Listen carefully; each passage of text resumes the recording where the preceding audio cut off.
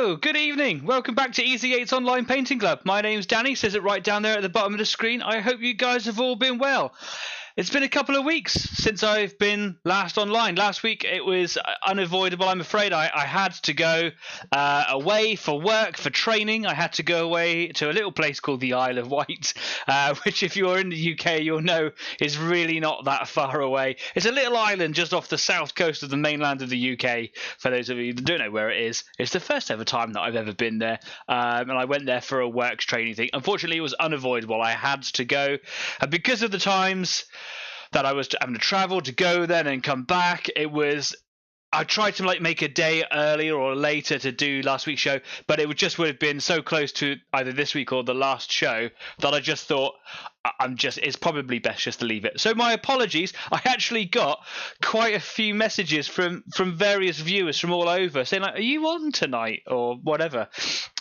So no apologies. I did put a message out during the week. I did obviously say at the end of last week that I wasn't going to be able to make it. I'm sorry for any confusion and I'm sorry for my absence, but I'm back. I'm back in the studio. I've done very little, though I have done some since last week, and I'm going to go on to that in just a moment. We've got a couple of people over there in the live chat already. We've got Jeff and we've got Luke over there in the live chat. Hi guys, thanks very much for coming along again. Nice to see some people here. Yeah, if you're new here, Easy 8 the Online Painting Club is exactly a painting club, but it's not a tutorial or anything like that. It's just a place for people to come along, have a little bit of in real life live broadcast company from no matter where you are in the world. So if you've got a backstock of plastic that is grey and unpainted like me, piles and piles of it, and you want to get through it and have a little bit of motivation, hopefully some inspiration, then this is the place to come. We're not just here on YouTube, we're on Facebook as well, and we're also on Instagram. So if you like what we do, perhaps consider giving me a subscribe or a like or a follow or something like that. Every little bit really helps, makes this community grow. It's growing a little bit lately, a couple of subscribers here and there. Thanks very much for all of you that have subscribed. Makes my day to know that people out there value what I do here in the studio. It's really heartwarming. Thank you very much. But yeah, spread the word. Make Easy 8 a part of every household. Could you imagine? That would be mental. It would be bonkers. Yeah, I'd love for you to subscribe. That would be great. Thank you very much. So we're also on Easy 8 After Party. I always struggle saying that. The Easy 8 After Party on Discord. So if you want to join us on Discord, if you've got an account on Discord, brilliant, just add us. If you haven't, follow the little link down there in the description and just set yourself up with a little account. Takes just a couple of minutes. Come and join us. There's so many little channels over there on the Discord channel for Easy 8 where you can just chat, you can show stuff off. There's like video links, there's loads of stuff. Luke over there made it all and he's really regular with it. Thank you very much, Luke, and yeah, you should definitely come along. I'm going to be on the Easy 8 After Party maybe for the rest of the evening. I don't know how long I'm going to be on there. Hopefully at least an hour after this show, and I'm going to be talking to the community about lots of stuff that's going to be happening throughout the show today, and probably quite a bit about Easy 8 going on the road. Yeah, we're on a road trip on the 19th and the 20th of February this year, so just a couple of weeks away. We're going to Bovington Tank Museum. I'm very excited. I don't know if you've picked that up yet, but we're going to be going to the Bovington Tank Museum for the model show. It's basically open areas in the museum, so you can go see the museum as normal, and there's also a great big model show there as well. So even if one doesn't work out to be great, you've got other stuff there to go and do as well. And I can tell you now that there's so much to do at the Tank Museum, even without a model show, to fill your boots. There's so much stuff that I'm actually going for 2 days. I'm going with Purple Line Creations and a whole bunch of other people, viewers from the show. It's going to be great to go out as the community and represent. It's not too late to buy tickets. If you want to buy tickets to go to the Bovington Model Show at Bovington Tank Museum, then you should book online now. There are still places left. The tickets are really affordable. They're like £14.50 for an adult. and there's all sorts of concessions and things like that, and group bundles and whatever. You don't have to buy any special tickets, from what I know, to go to the model show. At least I hope you don't, because that would have ruined all of my plans. Yeah, and it's an annual ticket, so you can just kind of go back and back and back. So if you want to go both days, you pay once. It's great. And there's so much to see. It's a really, really good opportunity to go and have a look at all these wonderful historical tanks. Go and touch them and look at them, take photographs of them, and then to see models and to meet me and the rest of the community. What a great opportunity. It would be really cool if you. I'm being really pushy. I get it. I get it. Graham Henderson has joined us. Hi, Graham. How you doing? I hope you're well. Howdy, he says. Yeah, if you're even remotely inclined to go along to the model show at Bovington, please do. I'm being pushy. I'm trying to get the community together. It's a really good opportunity to meet people. It's a really good opportunity of the network. One of the things that's really kind of key about Easy 8, what I like about here, is that we bring in like-minded businesses, like private business, like Graham's got his own and Jeff's got his own. I don't know why I'm pointing that way. Jeff's got his own, and I've obviously got the studio here as well, and it's a great opportunity to kind of meet people, communicate, network, hobnob, etc., etc. And I like to bring business to people through this show. I've actually got a little bit of business for Graham a little bit later on, but I'll talk to you about that later on privately, Graham. Yeah, that's right. Bringing you some business, mate. Yeah, cool. So what am I going to be doing today? Well, because I've been away, I've had very little opportunity to do stuff here. So I'm really loath to rinse repeat exactly what I did last week, but without any preparation. That's kind of what I'm doing. Soz. So if you were on the last show, not last week, but the week before, episode 60, you would know that I was literally in the last 2 minutes of what I was painting, my paintwork fell apart and completely destroyed everything. So I dunked that bad boy in a little vat of isopropyl alcohol, 99.9%, and I've got the hiccups. I'm talking too fast. And I stripped him down to the bare metal again. And just earlier, I got home about an hour and a half ago, maybe 2 hours ago, and I've done a lot of the legwork already, so you don't have to sit here and watch me do every little bit that I've already done. So what I'm going to be doing is I'm going to be starting pretty much from the chipping method, and then getting the colours back on there that I wanted, and then hopefully learning from mistakes made. Yeah, there you go. Of course, this is a painting club. I'd love to know what projects you're doing this evening. So if you are working on something this evening, do let us know over there in the live chat. There's loads of you guys that are watching there right now. If you are inclined to have a chat in the live chat, some of these guys over here, they're pretty chatty. Get chatting, talk to us about it. Because if you've got problems, I might be able to help you. These guys might be able to help you. Or maybe you just want to kind of show off your stuff and celebrate it and talk about it. That's kind of what we're here for. So, yeah, wicked. Anyway, let's get ourselves over to the workbench. Here we go. So, here is my little car from last week. I called this guy Bat Out of Hell because the last time that I was doing anything here, it was obviously the day that Meatloaf had sadly passed away. And though I'm not like the biggest fan of Meatloaf, a couple of his songs are really cool, my partner is. And it just felt like a perfect opportunity to throw a little homage his way. So, yeah, I named it Bat Out of Hell. It's a Fiat X1, I think, X1/9-9/9/9, which apparently is quite a cool-looking car in real life. So, I wanted to do it a sporty colour. So last time I got some sun yellow, and I tried to make it flaky to fit in with my Pirate Raiders theme with these two cars. Oh, yes.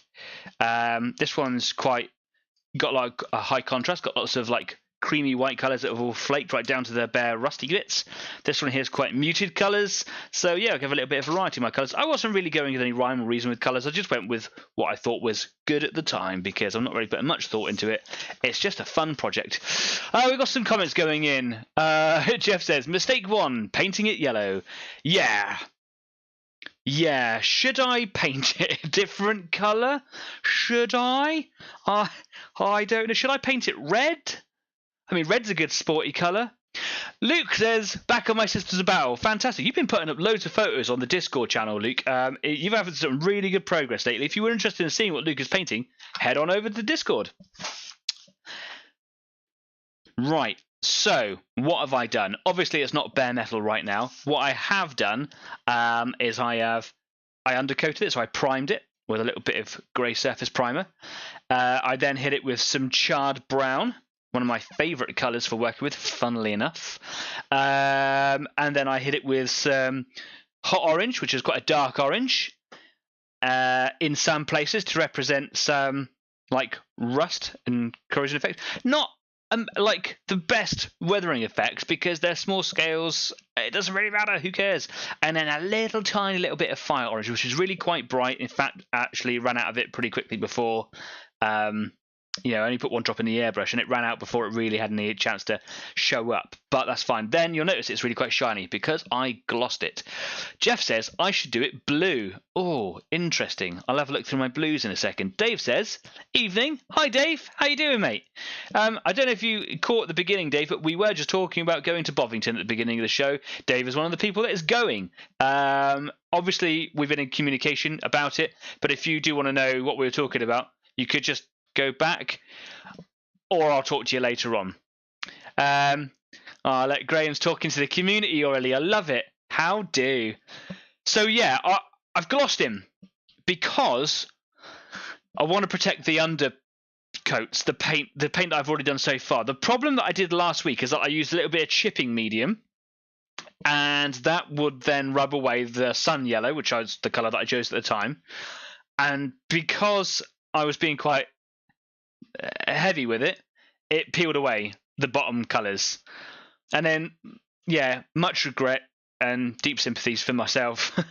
People started contacting me. Graham was actually a bounty of help and knowledge, saying, hey, don't use chipping medium, use hairspray, which has actually the same effect. This is the product that you can buy deliberately for it. I thought I'd have a go with it. You're right. I should probably try and use a different method. I am going to stick with chipping medium tonight because I don't have any other bits and pieces for this show. So I am just going to use chipping medium again. Of course, I am considering now changing the colour. Everybody seems to be going blue. Jeff says blue. Dave says sky blue. Jeff goes on to say hairdresser blue. I think that might be crossing a boundary there somewhere. Let's have a look at my blues. I've got quite a few blues. Is that a song? I've got an imperial blue. This is a very dark blue, and obviously a whole bundle of cat hair. Because what would a show be without cat hair? So yeah, I've got some imperial blue. I've got some electric blue, electric boogaloo. You're welcome. I've got ultramarine blue. Looks quite close. No, it's actually a good mid-tone between those three. Oh my god, I can't hold things today. That's not a good start, is it? I quite like that one, though, actually. I quite like them all. This one's quite nice. I've got magic blue. Oh. I've also got a hex lichen, which is actually a purple. So let's put that away, because that's not what we're talking about. Anything else? I've got some purples. I don't want to do too much purple, if any, really, because one of my other teams that I want to do is going to be magenta. I want to use like magenta in one of my teams because I want to do synthwave. I've forgotten what I'm talking about. So yeah, I don't really want to do anything purple. Graham says that wasn't me, dude. It was one of the other stars who follow you. Really? Are you sure? Someone was telling me, unless you're another Graham Henderson. Anyway, thanks whoever it was. I'm sure it was you, Graham. I'm going to call you out. Anyway, here are the 4 blues that I've got. Which one do you think? Dave says neon blue. Which one's neon? This one here? It looks quite bright on my screen. I don't know if it's showing up kind of like in the truest of forms on your screen. And these two are quite different in real life. This one here is quite navy. It does just look like dark blue, but it's quite navy-ish. This one's like a cobalt blue. This one here is a sky blue. This one here is quite bright. Dave is saying neon. What do you reckon? If I bring in... Oh my god, I can't hold anything today. What do you reckon? I think this one. This one here. Anybody saying anything right now? This is magic blue. I think it'll be a nice colour. If no one else is saying anything. Oh, hello, here we go. Oh, John. Oh, yeah, John did mention the Varnish. Yeah, you're right. Yeah. Oh, I'm so sorry. I'm getting everybody confused. I thought it was Graham that was telling me about it. But you're right. Yes, John. Graham. Sorry. Very offensive. Live. Rude. I'm going to have a cup of tea. Yum. Dave says, looks the brightest. And Jeff says mid blue because you can highlight or shade. Yeah, that's true. Graham was also saying mid tone as well. All right, yeah. Do you know what I'm going to go with? I'm going to go with the magic blue. I don't think I've ever used it before, so I'm going to make sure that I give it a really good shake. I've got my vortex thing. Michael's online. Hi, Mike. How you doing, mate? Haven't seen you for ages on the show. He says, oi, oi, made it. The boy is watching too. It's a blue Friday, for he has fallen for the Smurfs. Ah, look at that. We're bringing families on the show. Mate, I'm so happy. You have been putting up a few posts on the Facebook page. If anyone's interested, definitely go over and have a look at what Mike's been doing over there. He's actually been completely building his studio in his house. Bought a new house a little while ago, and he's been completely retrofitting a whole room. Literally reflooring and plasterboarding everything to personalise his studio for him. And he's got his little boy into it as well. And the Smurfs, for those of you that don't know, is the Ultramarines. They do get a lot of hate. Yeah. So, blue, I suppose, is an appropriate colour today. Right. So, got my blue colour there. What I am going to do is I'm just going to give it another lick of gloss varnish ever so quickly. I haven't done the underside here. I just want to make sure that I do. Where it was sat down just a minute ago, it has rubbed off down the bottom here a little bit. It's gone to the bare metal on the sides. That's okay.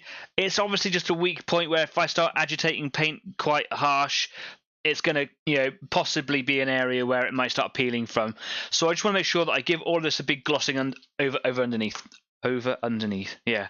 I feel really bad, Graham, that I got you and John mixed up, but you are right. It was a couple of weeks ago, in fairness. I'm so sorry. But hey, John, thanks for the advice. John Takax, I hope I pronounced his name right, runs his own YouTube channel, and I believe there is a link to in the description of this video. If there isn't, I'll make sure there is later. Out of This World minis, where he just kind of does little recordings of his own projects, and he just does what he wants as and when he wants, and it's really good and refreshing to see that he's not kind of specifically making stuff for a particular game or a particular client, and he's just like me, and he's worked his way up from the bottom, and he's got a really good following as well. So you should definitely head on over to Out of This World minis. Nice shout out for you again there, John. Did a really good Goku a little while ago from Dragon Ball Z. Okay, cool. Here we go. Little bit of gloss.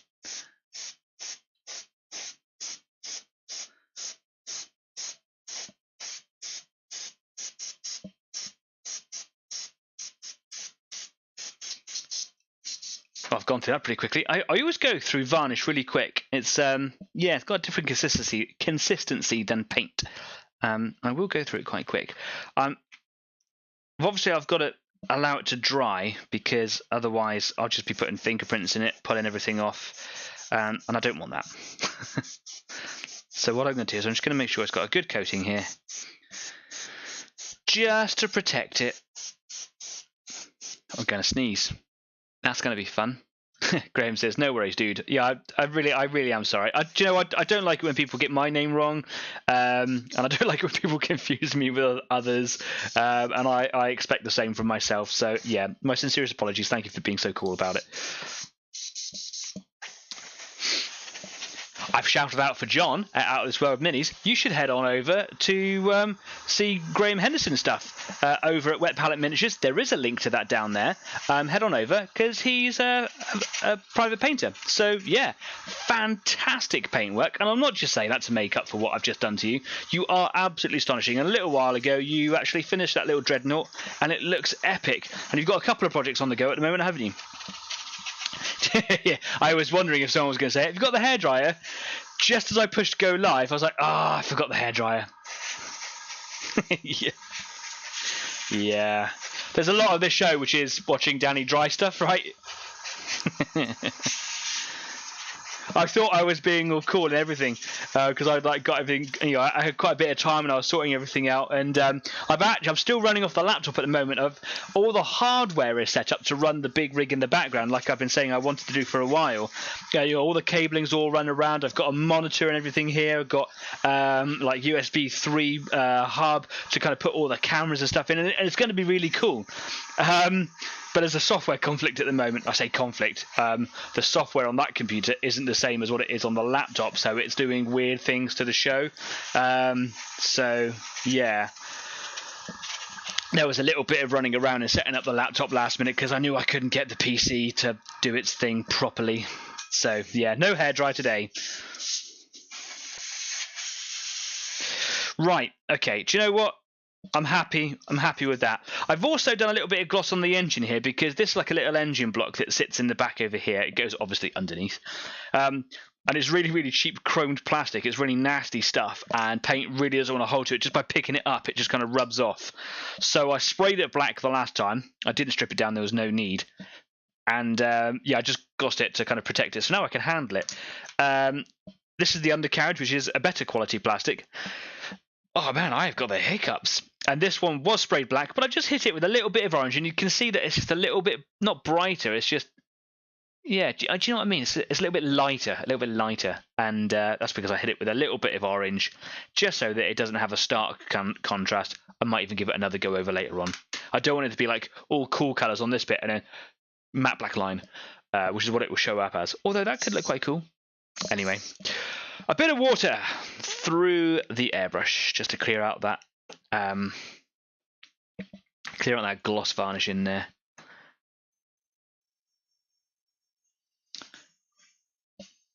Quick sip of tea. And drinking through the microphone. Apologies. There's no professionalism here, is there? It's awful. Invite your friends to Easy A and come and see how rubbish it is. And I wouldn't change it. I'm not gonna. Okay. Chipping medium. So, last week I was quite frugal. Is that the word? Where you hold off a little bit. You don't put on too much. And I let it dry a little bit longer than maybe I normally would. Kind of playing around with it, experimenting with it. And what that did is it kind of dried. And it was hard to reactivate. To get through the layers of yellow. Also, I had to put on a lot of layers of yellow because yellow is an awful pigment to cover dark colours. I've put on a lot more orange to make it a little bit lighter today. The blue is going to be different. I don't know how that's going to cover. So, yeah, I'm going to put on quite a heavy layer of chipping fluid, medium. That's right, so that it's easier to activate. And hopefully, I won't have to put on too many layers of blue paint. So that when you activate the chipping medium underneath, what's going to happen is that when the paint dries and it starts to cure more over time, is that's going to be harder to break up, and that chipping medium is going to have a different effect. So what's going to do is you're going to get large sheets that kind of paint that pull away, and it's going to pull away more rather than lots of little chips. And I'd like to have it somewhere medium. So if I let that paint dry too much, it's going to be harder to achieve that. So there's lots of things to consider. Dave's also biting me today. Have you got a new chair yet? No. But hear me out. I've bought a lot of things for the studio other than the chair. I'll show you in a minute. Yeah, it still creaks, but not so much today. Shut up, Dave. Anyway, I'm not going to count drops in. I'm actually just going to fill half the hopper in there. As you can see, it's a clear liquid. It's quite, I don't know, viscous. It runs, but it's quite gloopy. Yeah, and I suppose I'm just going to go for it. You'd think that it'd be quite hard to see where you're spraying it because it's a clear fluid, especially spraying, like if it was like watery, spraying it onto a glossy model would be, well, I suppose you wouldn't necessarily be able to see where it is. It'd be like spraying white paint onto white paint, right? That's difficult. Graham's laughing at me. But because of what it is, it comes out frothy. Frothy. I will use my proper pronunciations. Froth. And when you're first using it, as I did, you're like, oh my god, I'm using it wrong. What's wrong with this product? And you try to like Google search fixes for chipping medium. This is exactly what it looks like. So don't fret. I don't know if the hairspray would look like this.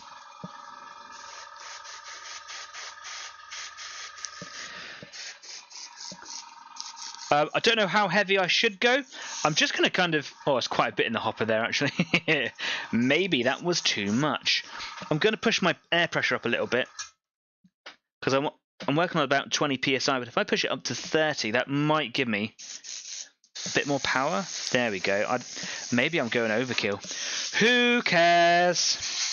If I ruin this today again, I won't do it again on another show. That's pointless, right? Okay, cool. Right. I am just going to tip the rest of this out of here.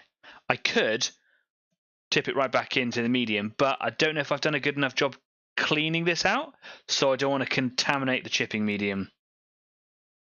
But there is quite a bit in there. Dilemma. I'm going to tip it back in the pot. I don't like wastage. Greta Thunberg would be very angry with me. Chris has joined. Hi, Chris. Nice to see you again, mate. We literally caught up for like 10 seconds at the end of episode 60, I think it was. I'm like, hi, Chris. Bye. I had to go. I'm so sorry. But hey, it's really nice to see you again. I missed you, man. I hope you're okay. Let us know what you're painting if you're doing anything, Chris. Chris is a canvas artist and a digital artist, for those of you that don't know, and a very talented one as well. Would love to know how you're doing, what you're up to, etc. There we go. I feel better now I've saved that stuff there. Love the fact that Chris always makes that little symbol of someone waving. Hello. Right. Got a lot of chipping medium now to force through and clear out the hopper here. It's going to take a second because it's so jelly-like. I might actually have to strip the airbrush down. Graham says, I was wondering how you got the inconsistency through an airbrush. I tend to use a torn sponge with the mask version. So nice to see the airbrush approach. Oh, what, you mean the chipping medium through the airbrush? Yeah. I don't know. I don't know if this is airbrush. I'm sure it is an airbrush one. I have an awful habit of picking up stuff that isn't for the airbrush and then forcing it through, but I'm fairly certain this one is. On the back here it says apply chipping medium on paint or primer where chipping will be, and when dry apply a second. Oh my god, I'm missing something here. Once dry, re-moisten with water areas to be chipped. Use a hard brush or stick to scratch. Hang on. Apply a second coat of paint over the top or chipping medium. I'm going to go back to how I do it. Rubbish. I have watched videos of pros using this exact product, and the way I do it is the way that they do it. But what I'm getting from there is that you just put 2 coats over the top of your paint and then chip away. I can see an experiment coming on, but not right now, right?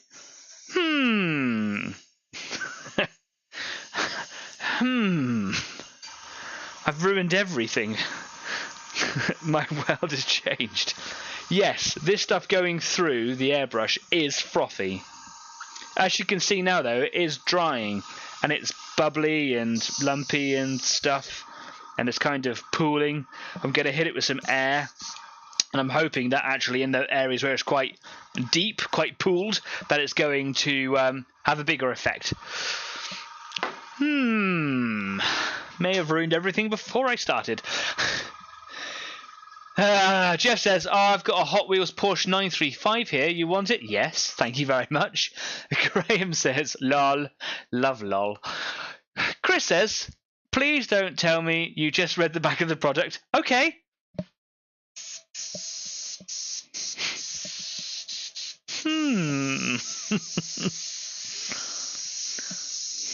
Like I said in the YouTube bio, if you care to have a look, I'm not a pro. Alright. Right, I'm going to hit it with a little bit of air because there's quite a pool of that chipping medium on the bonnet, and if I'm moving it, there we go, it's kind of drying and moving around a little bit.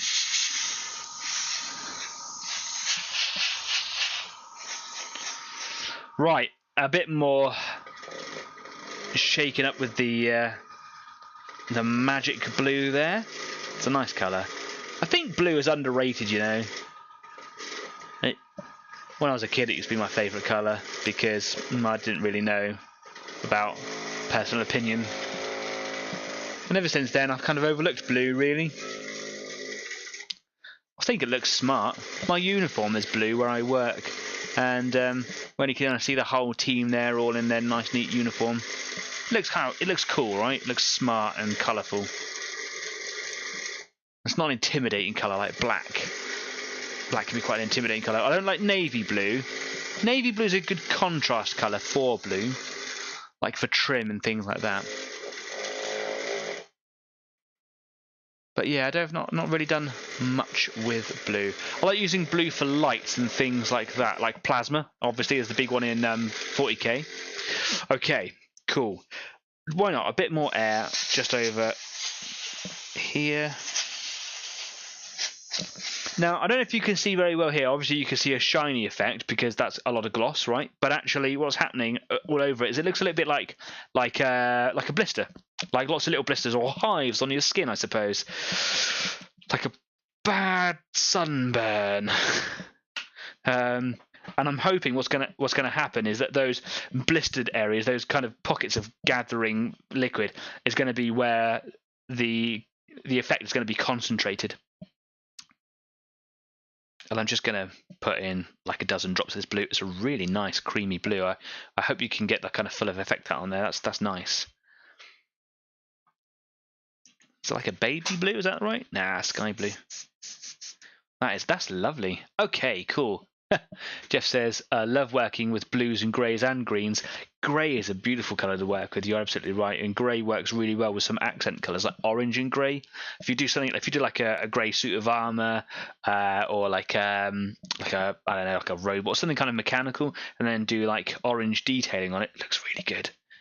Okay, here we go. Fingers crossed, no issues like last week. Oh, the music changed just at the right time. Here we go. That's a nice colour, guys. Good choice.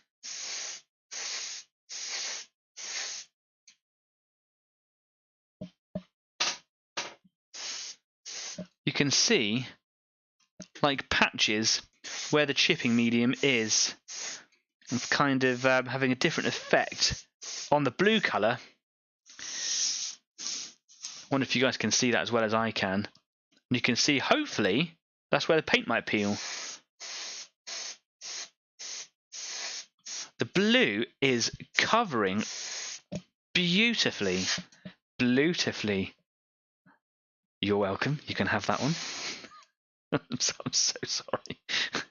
I've had some sweets today. Can you tell?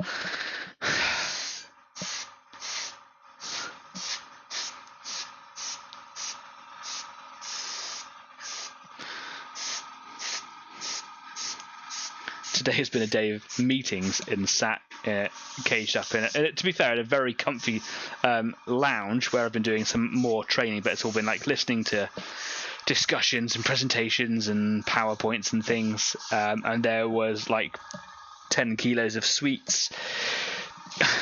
I'm not kidding. I didn't eat 10 kilos of sweets myself, but it was shared around the team, and obviously we were a little bit bored. And well, you eat, right?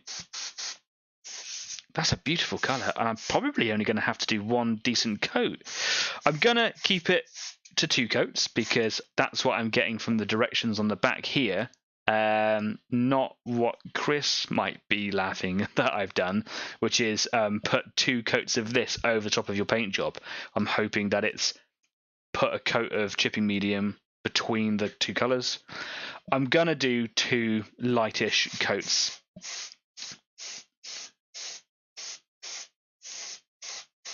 Of this blue to finish my sentence. It's beautiful. Love it. In fact, actually, where the chipping medium, has kind of gathered in those lumps, in those pools, I can see it having a cracking effect already, like the paint is having trouble kind of curing on top of it, like it's kind of phobic of it. Rather than running away, it's trying to bond, but it's actually breaking down.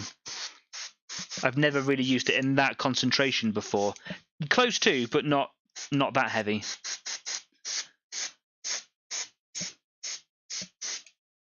This is a really nice colour.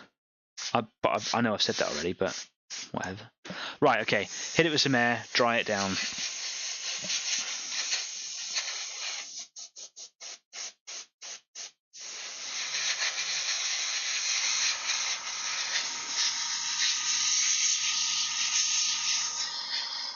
Yes, it actually got a really cracked effect on the bonnet already.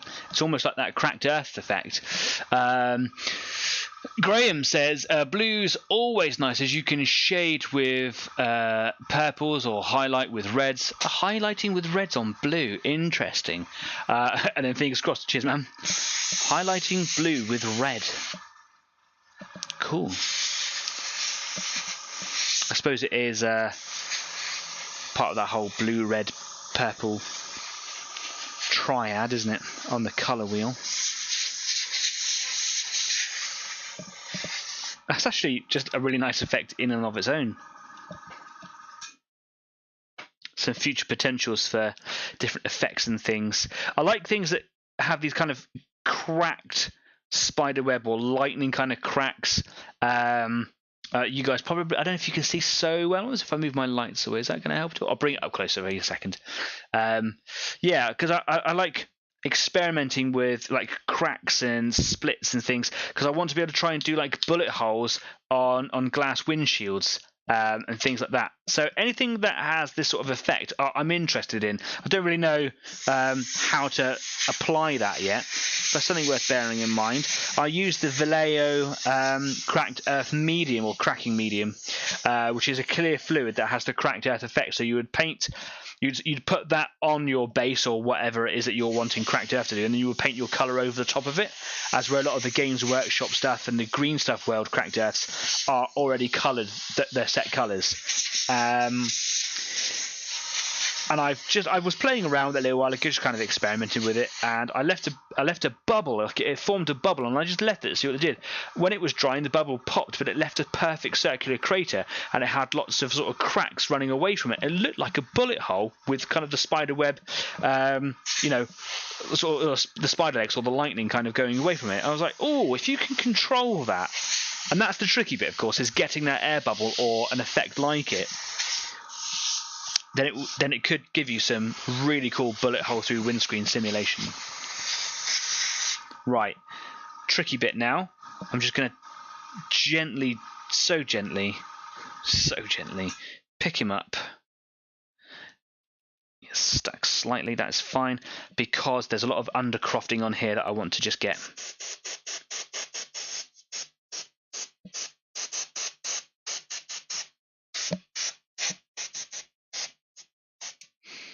And I know that putting him down is going to cause problems because the paint's going to set to the paper.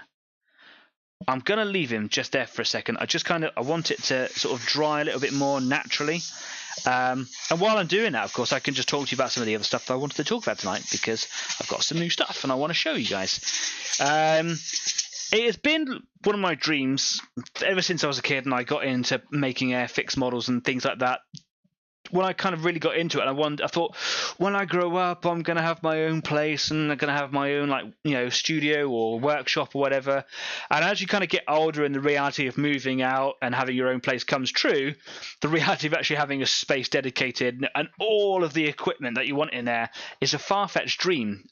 Because, well, when you move out, you don't necessarily get that high-paying job or the time or whatever it is to kind of have that set up. You know, I was 21 when I moved out and I didn't have a clue what I was doing in my life, yet alone have my own studio and set it all up. But I'm 40 now, it's taken all that time, and obviously I've got the space in the studio and I'm bit by bit I'm adding to it. Yes, Dave, I still got the creaky chair, which isn't being that creaky today, and I'm slowly adding to it and kind of making my space personalized, and I'm taking a lot of time and pride with it. Originally, what you can't see at the moment, but on the Discord later on I will show you, it's on the wall that's here. The camera that is pointing down is actually mounted to the wall. It's got a little light clipped onto it. It's a very, very humble and meager setup. It's literally cost me just a couple of quid. But there's a lot of space on the wall over here that isn't being utilised. I wanted originally to have a paint rack system that's on there.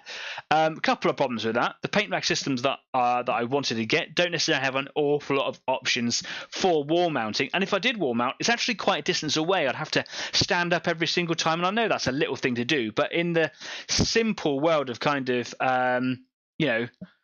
ergonomics, that was a bit rubbish. So I'm trying to kind of spread my sort my work table out. There's a lot of rubbish here that you can't see, and a bit of space over there. And what I'm going to try and do now is just kind of have the table surface around it set up with a nice racking system. So what I've done is I've been and bought some stuff from Hobbyzone. Let's come away from the workbench a little bit just so I can kind of show you.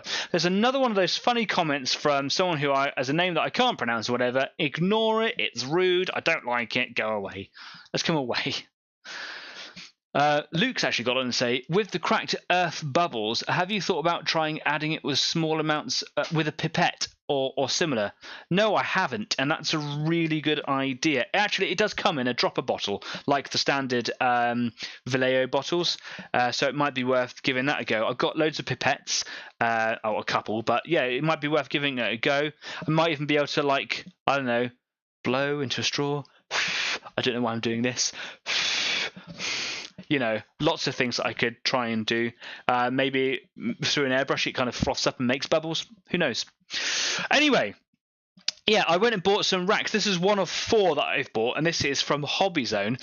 And this is a little tool station. I didn't really know if I needed one, wanted one, but all my brushes and tools are just spread precariously about the surface of my worktop surface, and I don't know where anything really is. I've got some brushes over here, I've got some bits and pieces over there, and there's no water to it, and it takes up a lot of space, and I've got a lot of space, so I'm just being untidy. So I've got this to kind of get myself organized. It's only got a couple of things. It's actually only got it's got a drill in it at the moment.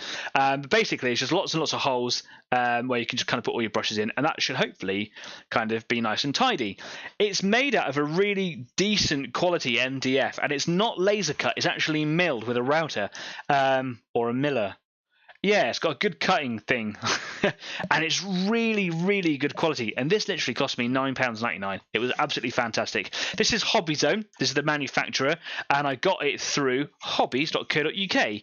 I have seen their products being sold very expensively, and I thought that this was actually a very good price for it. What I particularly like about it, and didn't know when I was doing it, is that actually it's got little holes for magnets in the side. So it's a modular system. And if you look at some of the demo pieces on Hobbyzone's website, it's absolutely fantastic. The monstrosities of sort of organizational layouts it's just epic. So I was gonna work out what magnets I needed. It comes with them, so that's cool. So yeah, starting to kind of organize my stuff out. It's really good quality. It takes just a few minutes just to kind of cut it up. Take your time, glue it together. Yeah, absolutely brilliant. So I've got one of those. I haven't really positioned it where I want to at the moment. And I've got 2 of these. I've made one at the moment. And this is a paint rack. It's got one little paint pot on it. I was just trying it out earlier on. And it's got 1, 2, 3, 4 kind of steps. I think there's 32... I can't remember now, 28, somewhere around 30 little slots for little paint pots. These ones are for the Vallejo sized dropper bottles, which most companies sort of use the same styles of bottles. So yeah, that's like a 26mm thing, and it's a perfect little fit. I've got 2 of these because I've got a lot of those bottles. I might have a few left over, but that's fine. The idea is to kind of create some organization where I can look at them all and they're not buried in a box filled with cat hair. Again, got magnets on it. That's great, and I've got 2 of those. And I've also got, which I haven't built yet, a corner piece which can go over there somewhere on my desk, which is designed to take 36mm bottles, which I believe is Games Workshop or Citadel style paint pots. And I've got quite a few shades, washes, things like that. They're contrast paints, which I use quite technically, and I'm hoping that's going to bring a lot of organization to the tabletop here. What I also like about them is that underneath there's more magnets under. You can see the little magnet dots under there, so that the idea is that these would go on top of more stacking boxes, shelves, drawers. It's incredible. Excuse me. If you're interested, go and have a look. It's brilliant. I haven't got a link to it. It was just something I thought of putting in last night when I was making the schedule for the show. Go check out Hobbyzone. They're really, really cool. Anyway, Luke says, oh no, I've already read out Luke's thing. Jeff says, untidy. Ha, have you seen my workshop? Yeah, it's a fire trap. Don't go there. Yeah. Get some Hobbyzone stuff. It's brilliant. It's crazy. Every studio is untidy, right? Because stuff. Anyway, let's go back to the workbench. Here we go. So, it's drying a little bit. I think I'm going to give it one more coat. I'm going to put a little bit of soft tissue down because I remember that when I'm painting on or putting these things down on this paper, because it's got a rough textured surface, it pulls the paint off. So what I'm going to do, I wonder if a tissue is a great idea.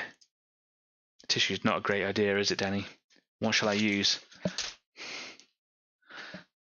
No, do you know what? I'm just going to be bold. Just going to do it. Done it. Can't stop me. Okay, the paint hasn't congealed inside the airbrush. Fantastic. Sometimes it's that attitude that I have that gets me into trouble when my like projects fail. It's because I go like, hell to it. Graham's like, do it. You too, huh?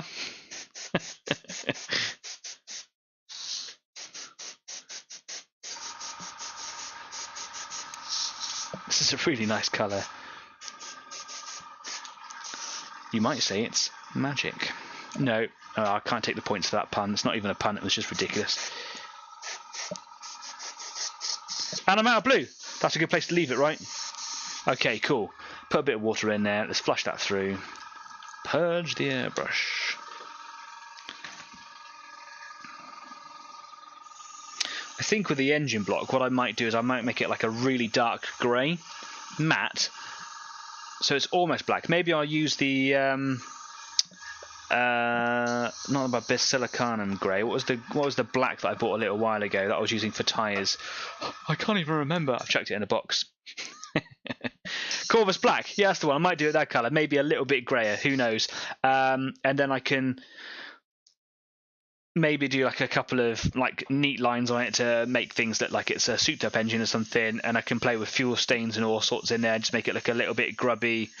I don't know, just kind of make it look a bit of a what do you call it? Draw some attention to your eye. Jeff says, if you're being tidy, you're not creating. Yeah, fair. I've never thought about that. If you're too busy tidying up your workshop, you ain't painting stuff. Right. Okay. Again, I'm going to leave that to dry for a second. I'm just going to blast some air over it. Here we go.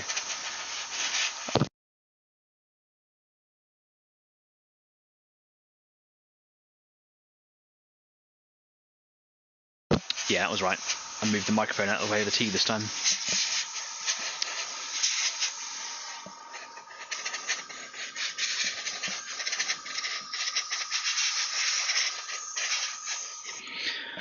Okie dokie. What time are we at? We're 10 to 8. 10 to 8. I might give it another quick go. Considering the time, if I was to give it a quick coat on the top with it, just a little drop of fresh paint, just to kind of, I don't know, tidy up that, let it dry over the break, over the intermission. Yeah, that's what I'm going to do.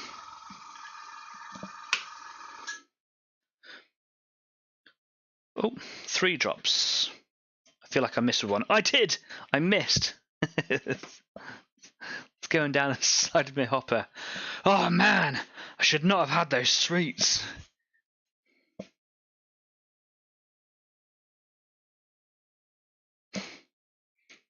Such a noob. Right.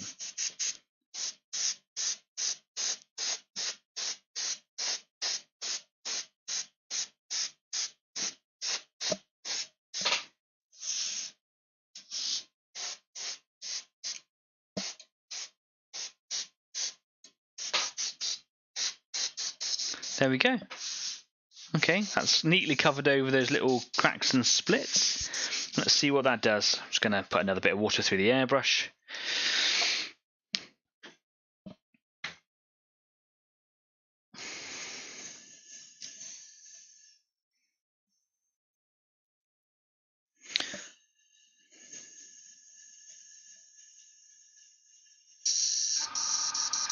Lovely. So, what else have I got? What other components have I got for this car? I've got the engine block, which really is a cheap, nasty piece. Graham says, longer drying, better. Yeah, better just to be sure. Yeah, you're absolutely right. Jeff says, possibly dry brush with silver on your engine block. Yeah, that's actually a good idea. That one of my little new brushes I got here, cheap one, really good dry brush. Yeah, so I've got this piece here. I will probably matte varnish it before I... Oh, no, do you know what? I'm going to paint normal paint over it, make it matte.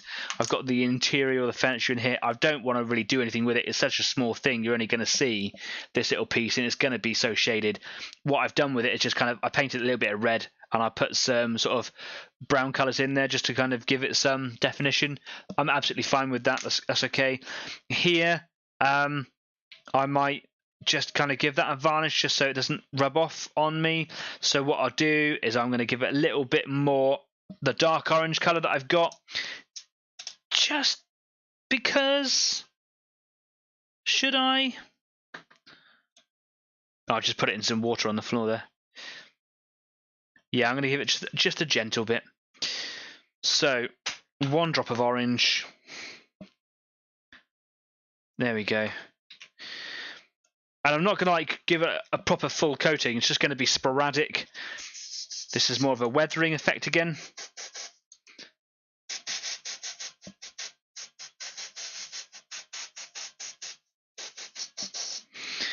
Really focusing on the sides, because that's the bit that we're going to see when it comes up around the sides of the actual car itself.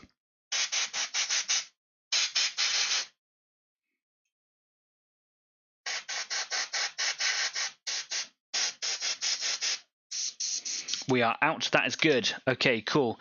And now I'm going to hit it with a little bit of varnish. I'm going to use matte, if I've got matte here somewhere. Have I? Got satin. I've got gloss. I might hit it with a bit of satin for now because I can't find my matte. I don't know where that's gone. It's probably in a box because I've been moving things around. That's fine. That's okay. I'll come back and hit it with a layer of gloss if I... sorry, a layer of matte if I need to. I'm just going to put 1, 2, 3 drops in there. Yeah.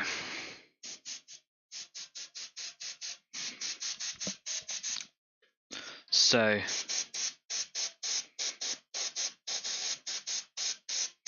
and that's going to help protect that colour because I'm going to be handling it a lot.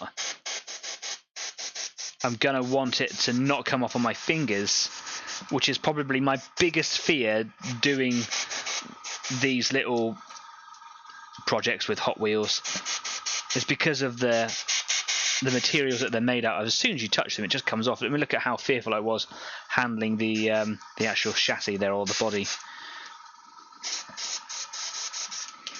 Okay, and varnish makes a right mess of your airbrush if you don't wash it out properly. So I'm just gonna give the airbrush a really good purge.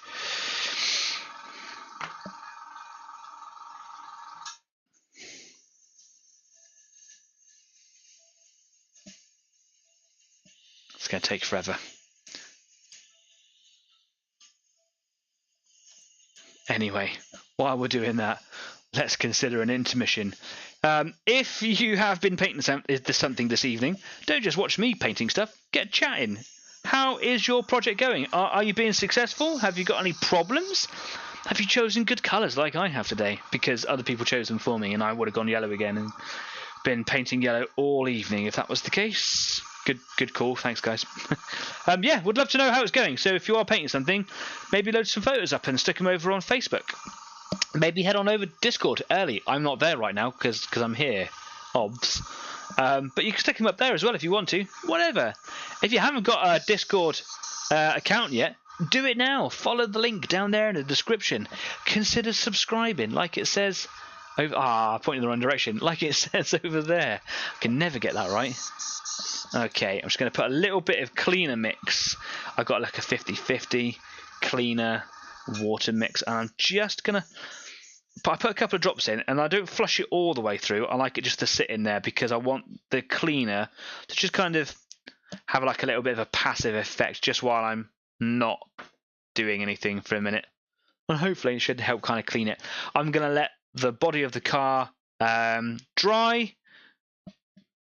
And then, yeah, going to go see my cat for a minute. What you should definitely do is go and change your paint water. Make it happen. See you in 10. Cheers.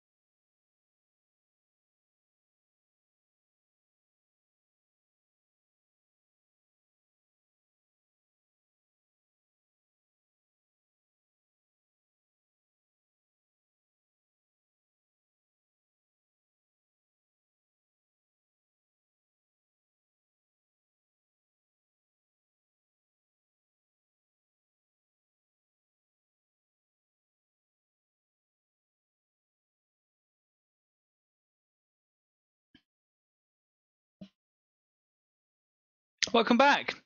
Hope you had a productive little intermission. I did. Went to find the cat. She wasn't there. So I crept downstairs and I got the hairdryer. So yeah, I've been speeding up all the drying processes. Pretty happy. Thanks for reminding me, Dave, and calling me out on live internet. Cheers for that. Great. I've been painting some bits of Corvus black on the engine block. That can just be moved to a side. I was just kind of wasting some time there, really. And a few comments went in just through the intermission. Luke says that his Sisters of Battle is going well, but he doesn't really want to do metallics today for some reason, so he might go and prep some minis in the second half. Yeah, that's cool. Yeah, sometimes I don't want to do like a particular colour, and metallics are like a little world of their own, aren't they? And if you're not in the right mindset, you're just going to mess it up if you have a go. So yeah, cool, good choice. Still would, love to see what you're making, painting. Put some pictures of your progress up on Facebook. That'd be great. Chris says, nearly done with the first layer of colour, but still a long way to go. Oh yeah, of course, because you're doing your canvas painting. Again, if you're inclined to show, because you don't like to show your stuff sort of work in progress, but if you do, that'll be great. Stick it up over there. Graham says that he's giving a Heresy Dreadnought a more dynamic pose in preparation for Ryanlo, the Forgotten Relic piece. That'll be cool. I'm actually reading the third installment in the trilogy of The Galaxy in Flames, the three sort of primary Horus Heresy books, and Ryanlo features Rylanor features quite heavily in there. I wonder if it's the same, if it's just the same name, or if it is actually the same character that you're doing. I know that he has an end because someone gave me some spoilers online. But if you know, don't tell me. Just I wonder if it's the same guy. That'd be cool. Dave Lester says, "Well done, cheers, cheers, mate. Thanks very much." Anyway, let's head on over to the workbench again and have a look what we're doing over here. So yeah, lots of spray overs. Here's my car. So he's all dry. Yeah. The hairdryer is really good, and you should probably do that if you're using chipping medium, like I am. Anyway, quick sip of tea. I've got my fresh clean water here in a not so clean glass, so don't judge me. Okay. So what I have been using in the past was this little brush. It's got quite a sturdy set of flat bristles on there. It's not the stiffest brush, they're just sturdy. They've got a little bit of give in them. They've got a little bit of gack in them from doing the last show. Just give them a bit of a clean out. I'm actually going to I've got a couple of airbrush brushes here that they're quite stiff brushes, and what I do is I just kind of run them through the bristles, and if there's any kind of dry bits of rubbish in there, paint and stuff, then they can help just pull that out. Wonderful. I like to look after my equipment. So I'm a bit nervous. Here we go. Graham says, started reading some of the lore. The end battle is epic. Yeah, I can see it. I can see it being. It's all going south now. They've done the famous drop site, not the massacre, but the landing. Okay, so I'm gonna start on the bonnet, or if you're in America, the hood. I believe that's right. Okay. Let's just go for it, right? So gentle to start with. I'm just gonna drop some water on there. Maybe I'll get it in a bit of a pool. Spread that around. And I'm just gonna take my time. I'm just gonna work through. Okay, already I can see some effects. What's happening is the cracks, as I suspected. If I bring them up nice and close, as suspected, the cracks are kind of going first. And we might see the sort of effects pulling away from there, like a little epicenter. I'm not going heavy at the moment. I'm just taking my time. There we go. It's starting to happen. You can see it. So just soak the area, being quite liberal with the water, and I'm just gently rubbing the flat edge, the flat tip of the brush on it, and I suppose it's going to take a minute for it to kind of wear through. I can focus in one little area. There we go. And what's happening now? The water is actually making the paint shrivel on the top. Luke says Rylanor has an amazing song out there. Really? Graham says gentle circles. Okay, I hear you. Here we go. Not much pressure.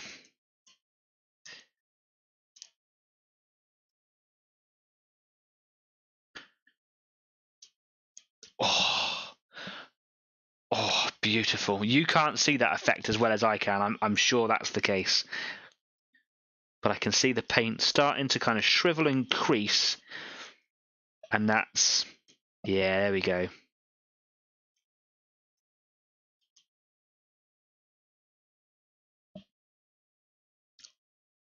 Oh, that's good.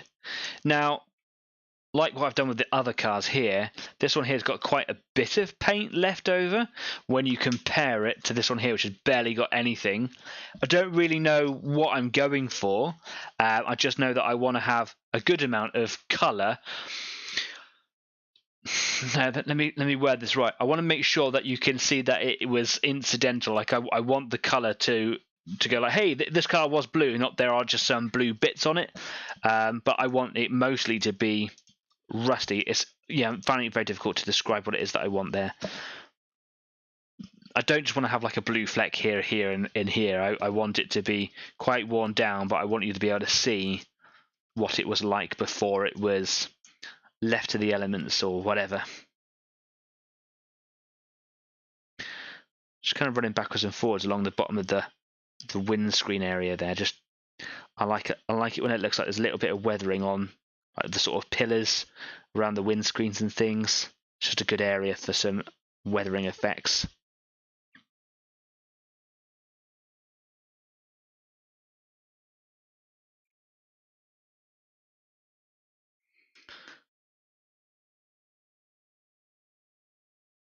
That's a good effect there. I quite like that. I'm going to go a little bit heavier. I've got some decent weathering effects underneath for the size of this model. Some nice oranges and browns and things, and I kind of want those to show through. I don't want the paintwork, if you like, to hide too much of that.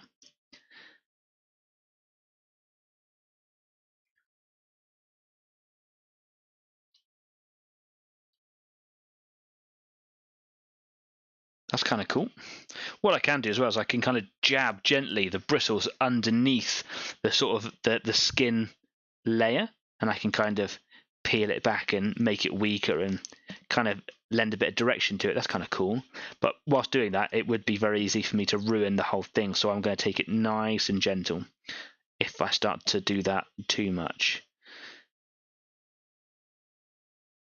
There you go.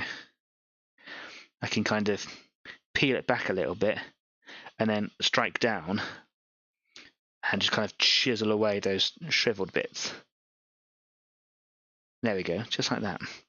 And then I'm trying to wash them off regularly off of my brush so that they don't kind of like sit somewhere else and I'm just moving paint from one area to another because that's not really the effect I'm going for. Maybe for another project, maybe for like, I don't know, acidy kind of effects perhaps. That's kind of what I want. Got a tickly cough. Hopefully not COVID. I will do my test, especially before the show that we're going to.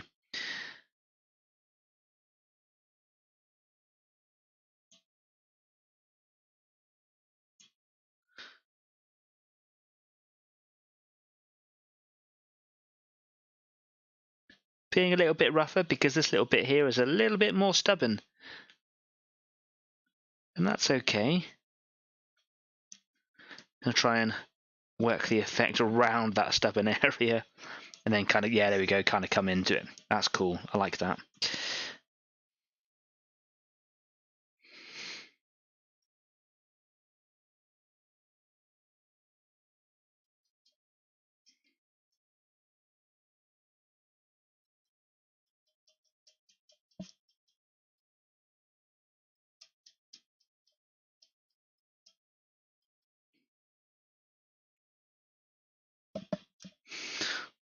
The front there, just above the bumper, or where the bumper will be, again being a bit stubborn. So I'm just being a bit more aggressive.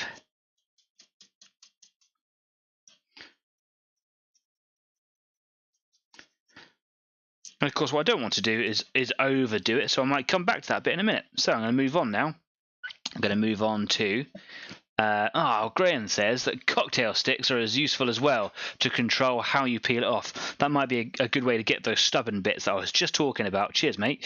Yeah, okay, cool. I've got some sticks and things. So on the side of the fairing here in the wheel arch.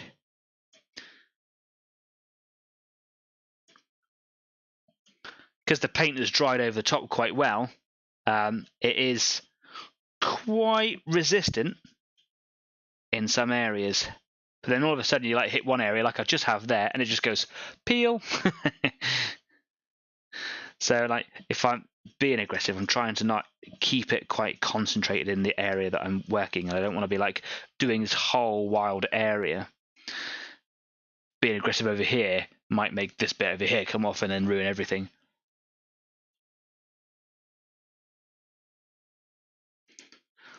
The water is being quite frothy as well. It's been quite hard to see where I'm going. Let's wash that down. There we go.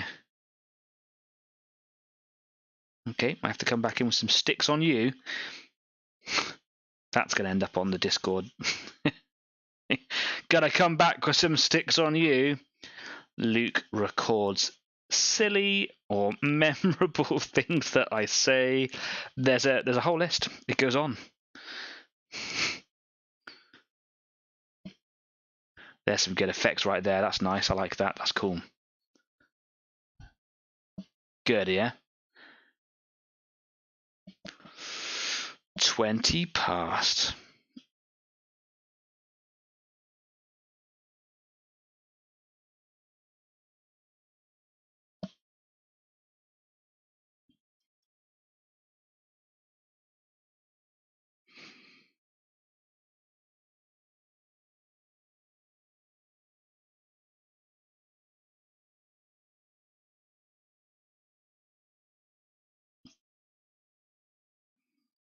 Okay.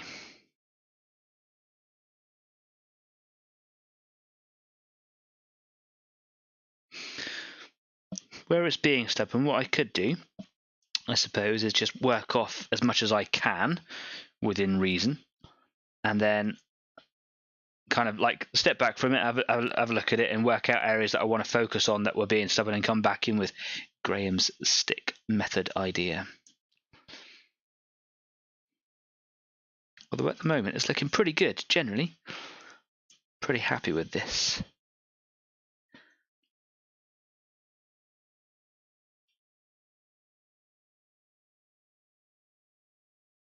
I'm expecting there to be a glossy effect underneath because, of course, I used a gloss varnish and then I put the chipping medium over the top. That's fine. I'm going to seal it all in with matte anyway, so no big deal.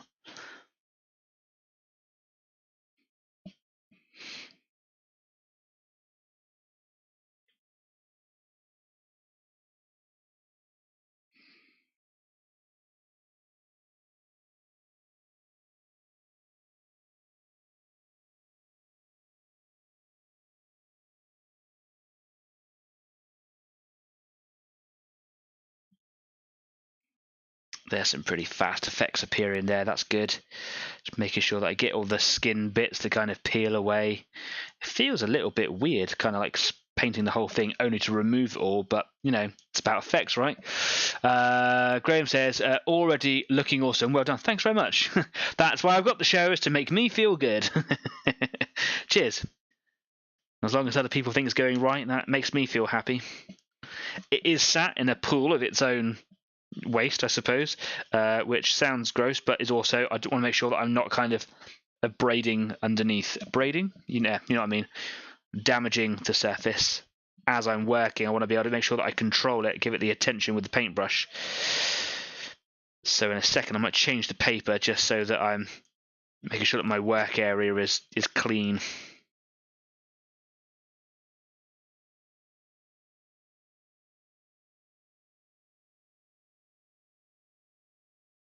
You know, if I was doing like a decent piece, if I was doing like a big tank 1/35 scale like I like to work on, this method I would be like spending days on. You know, this is do it as quick as you can, try keep an effect that looks good. This is for a silly little game that we just go and buy really cheap cars and we just make them look cool. You know, it's no big deal.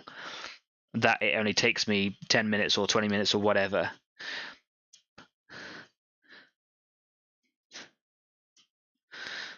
I've got so many other projects.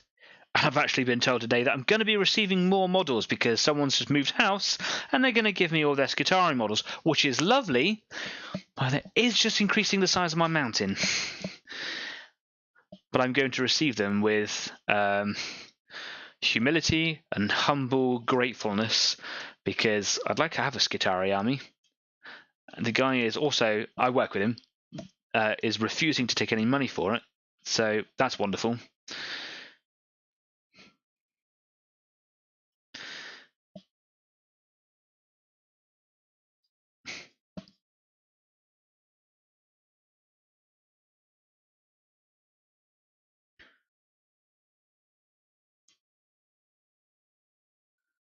Yes, that's looking good. I like that. That's wonderful.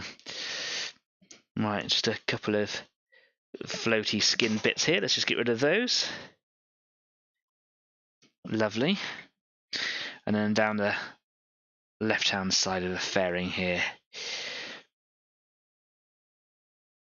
a little windscreen pillar, being quite stubborn. I'll come back to that in a minute.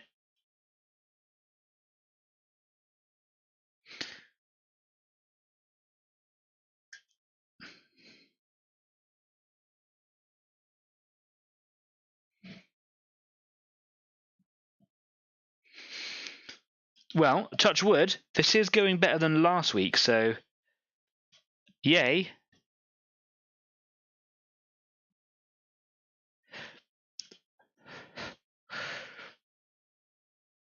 Those circles that Graham told me to do is working a treat.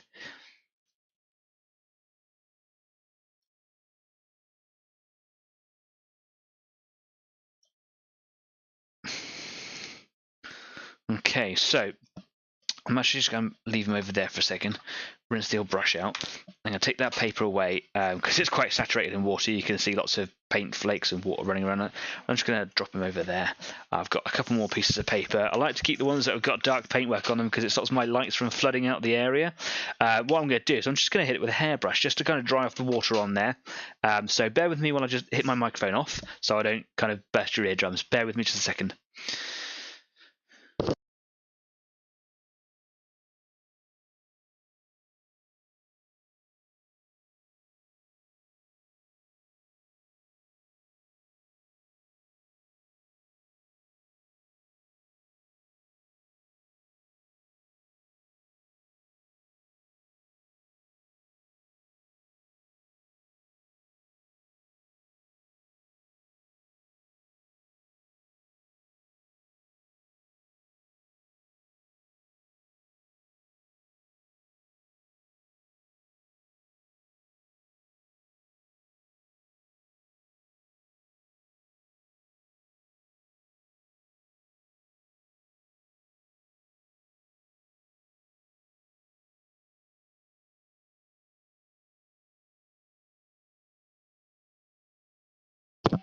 Looking really good. And as you can see, I wonder if you can, but the gloss on the rust effects showing through, it has this really cool effect, and it makes me wonder for a future project if I can really harness the power of different sheens, different kind of surface shines, mattes and silks things. I wonder if I could have done like a matte varnish underneath and maybe made the paintwork glossy, and that would have given this variation in. Look at that. Isn't that wonderful on the bonnets particularly? That's wonderful. Anyway, it's dry, so that's good. So what I'm going to do now is going to turn them upside down, and I'm going to work on the sort of the undersides and the back here, and I'm going to be gentle here because there's a little bit of metal showing through just because of handling it and putting it on the paper and things, so I don't want to have a crisis issue here. So nice and gentle.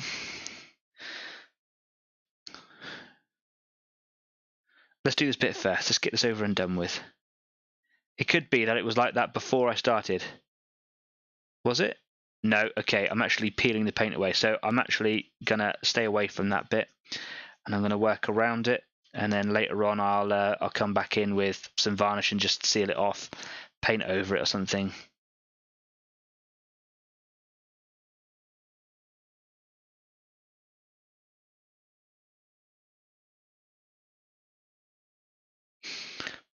come in with a cocktail stick in a minute, perhaps.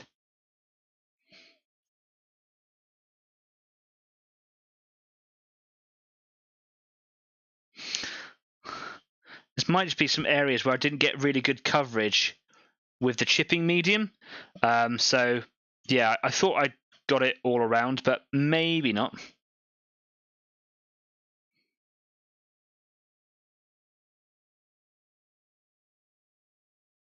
Yeah, got some struggles going on here, actually.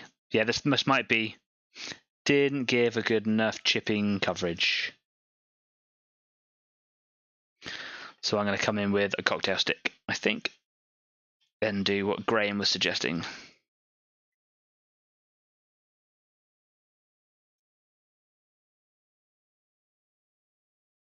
Okay, that's exactly what I'm going to do. So, I don't have any cocktail sticks, but I do have skewers, which I can just cut down to length. Here we go. So I've got a scalpel here somewhere. Watch your fingers.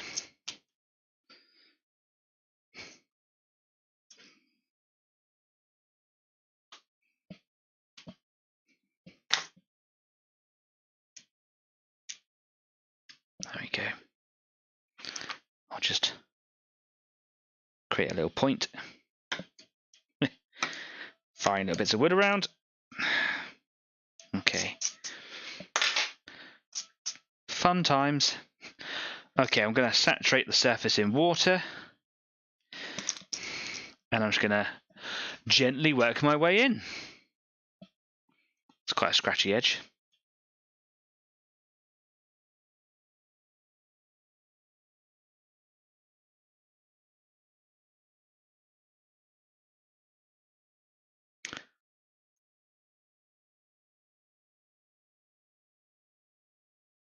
Okay, it's actually pulling right through the paint on a very small level. So I caught that before it goes too crazy.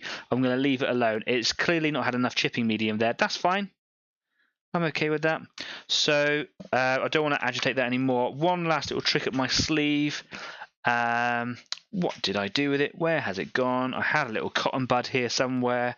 This is why I wanted to organise my desk. There it is, in with all my paintbrushes. So I'm just going to dip it straight in the water and see what effect this has. Can't absorb more. It's supposed to be absorbent. There we go.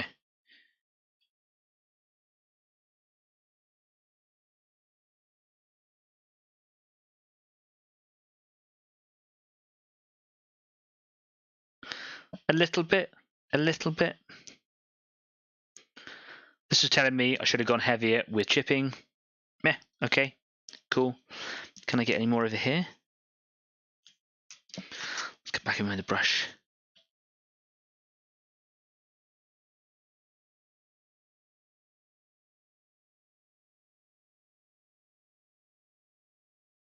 I think using the hairdryer has kind of set everything. And that's okay, because what I've got here is a product that actually isn't ruined like last week. So there we go. I'm going to leave it. I'm doing it. Right, I'm going to dry that again just to get rid of all of the water that's on there.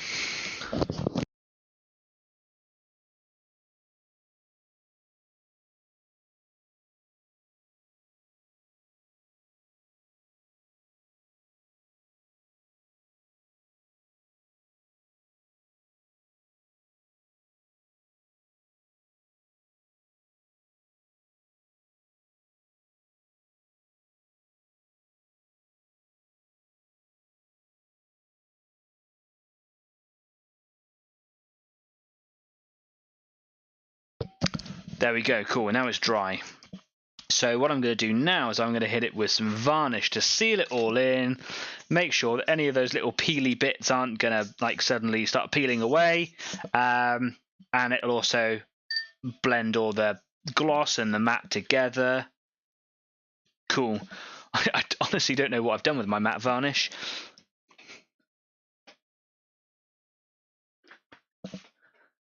There it is. I found it. Yeah, cool.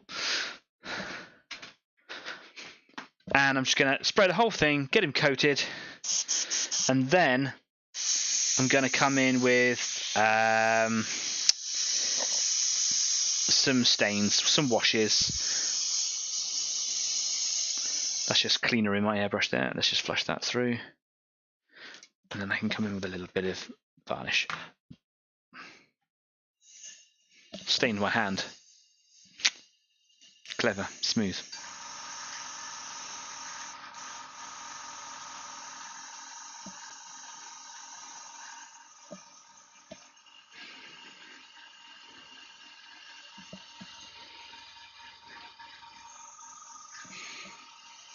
Cat hair, obligatory.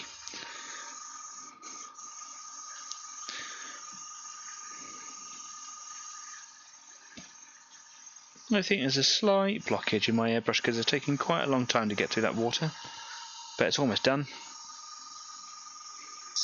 There we go.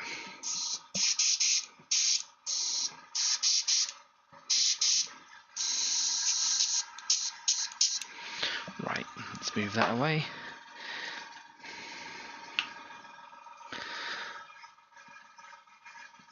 Oh, nearly dropped some dry skin in the airbrush, and I don't want that.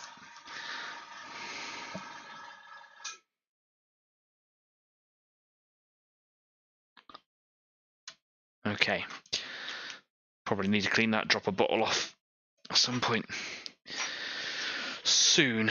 Right, let's make sure that there's no colour staining on that varnish in the airbrush from leftover paint.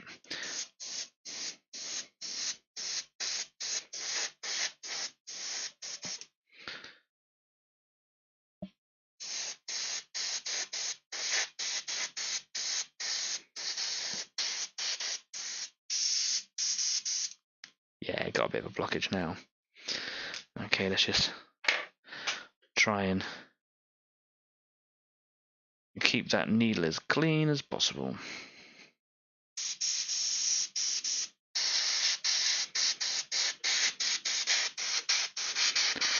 I'm not looking for perfection, just looking for a decent seal. Come on now.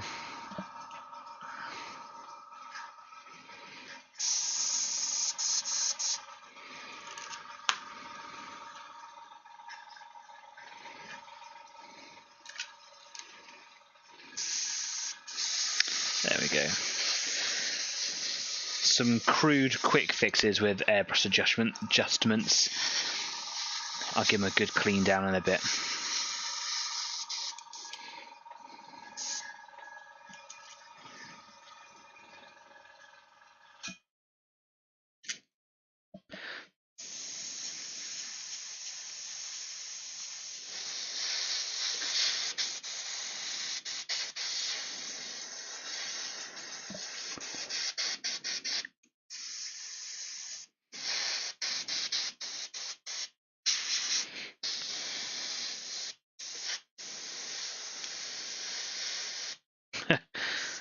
Being very temperamental now. It's being really good earlier on, and now you're embarrassing me in front of everybody.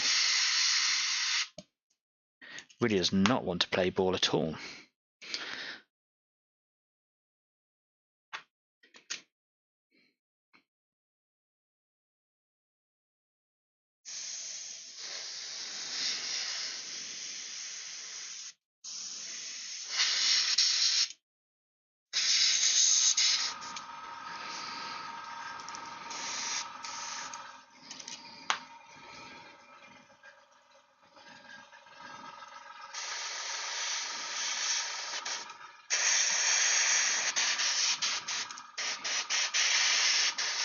Well, do you know what? If you're going to be so problematic, I'm just going to leave you. I've got a little bit of matte on there, enough to cover the whole surface. Again, I'm just going to hit him with an airbrush to dry. Sorry, airbrush. And hit him with the hairdryer just to kind of seal that.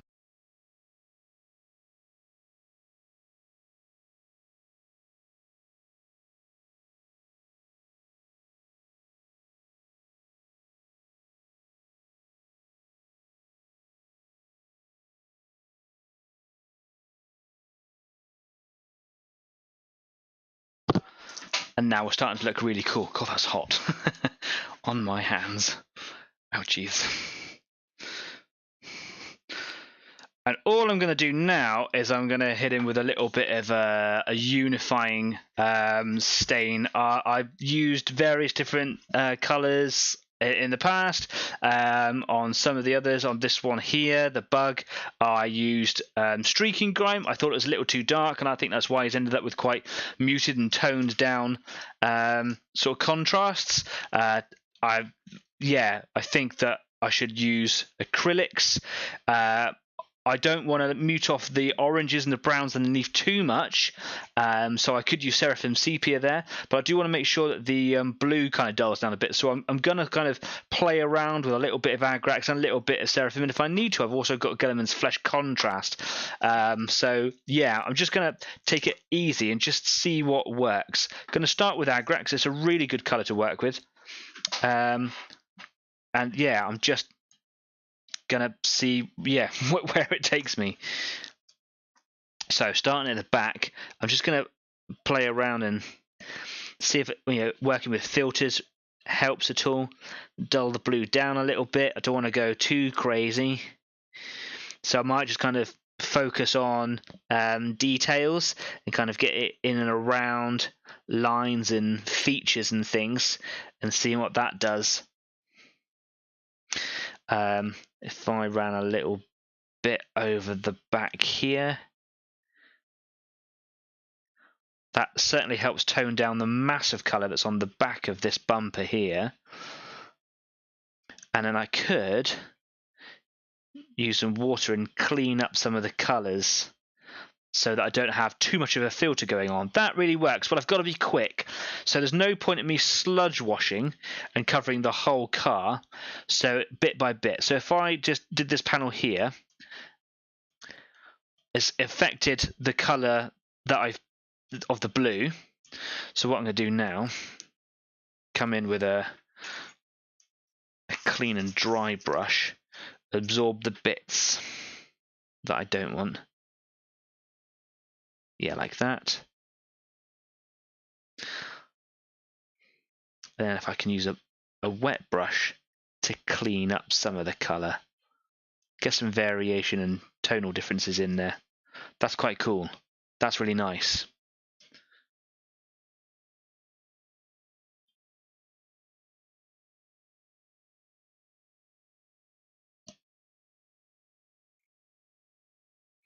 Where there's too much blue and I want to actually filter and affect the colour, then I can layer it on heavy at the back, just like this. Yeah, that's cool. Good job, Danny. Okay, the door area now. So if I get like a whole load of Agrax, plop it all in here. Plopping it is, of course, the correct and scientific terminology. That'll end up on Discord. There we go. Again, wash the brush out. Remove bits that are too much, like that. Not going to wash too much of that away. That's actually quite nice down there. I like that. I might add in a bit more at the bottom to make it look a bit grimier towards the bottom. And then the fender over here.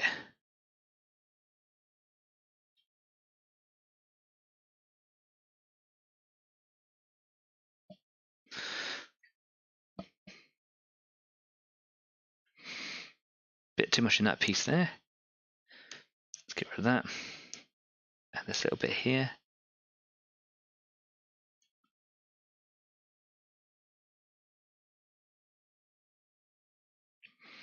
That's cool.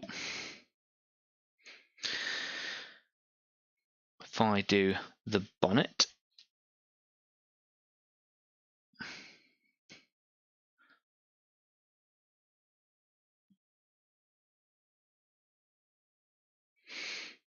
I'll do the whole bonnet and see how quick I can be and how it affects the colour. And if I'm too slow. It's actually quite good like that. If I hold it, it's actually pouring to the bottom. It's giving me a really nice, cool effect.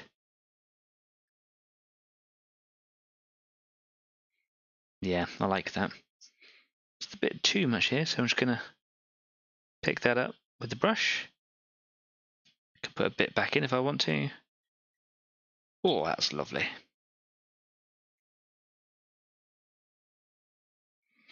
I'm actually going to. Jeff says, plopping. Yes, that's right. Back in with the hairdryer.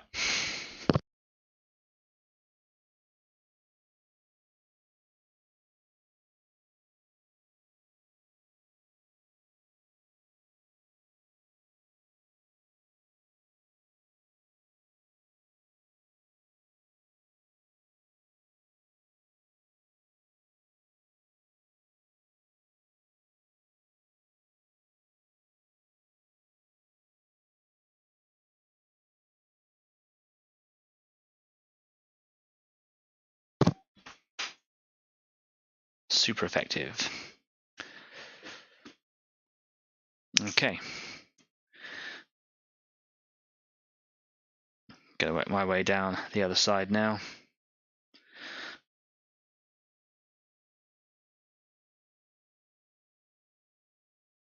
We're going to see if I can just do it all in one go. I don't want this to become like the world's longest project. So if I can get away with doing it faster, brilliant.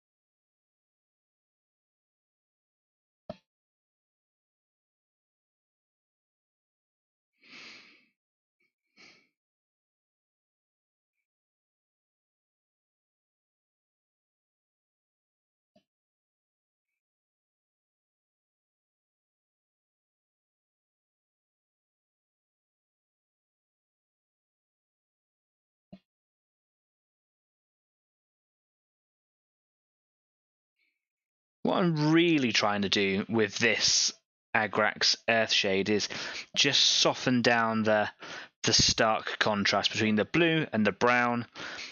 It's very out there. It's very it suddenly goes blue and then subtle browns and things, and I don't want it to be too poppy, but I want it to kind of still have some of that effect. So I'm just softening the whole effect down with this.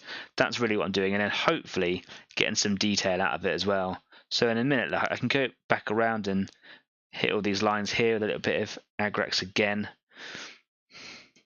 So I can drop in a bit here and here and around this line, down the side of the bonnet,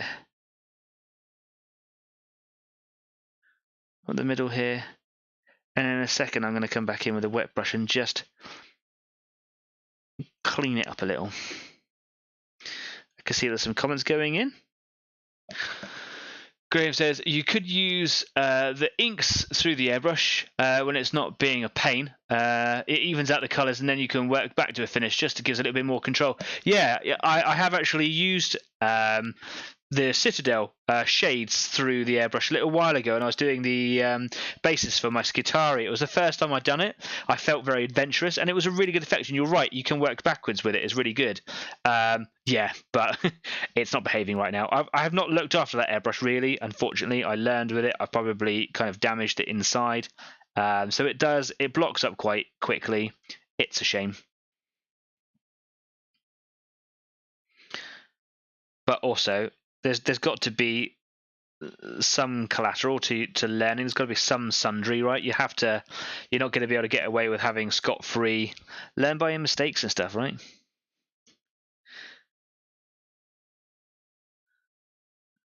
There has to be some what's the word I'm looking for? Not disposable.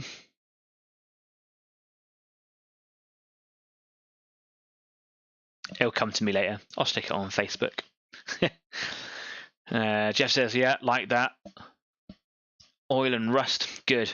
Embrace the grime. Yeah, it's good, isn't it? I like it. Look at the colour difference now on the bonnet to the top of the roof. It's really cool. I went a bit too heavy on the green bug, and the green disappeared with the rust colours under the grime, and it wasn't really It was a bit too much. But everyone who's seen it says that it looks realistic and they really like it. So, yeah, that's cool.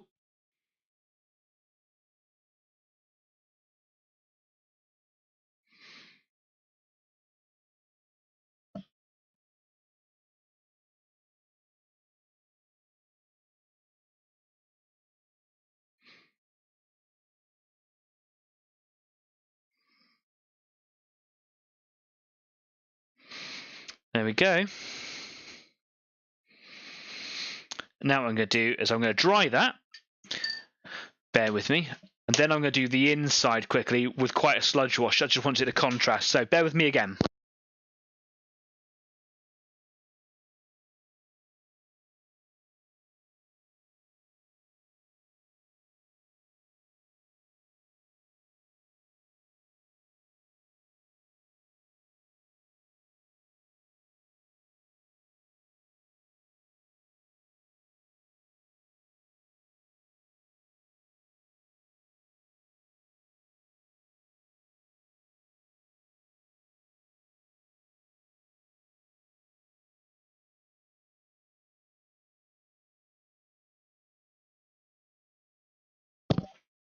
Okay, so interesting little development. Just a couple of blobs here that where, oh, excuse me, where it was starting to dry.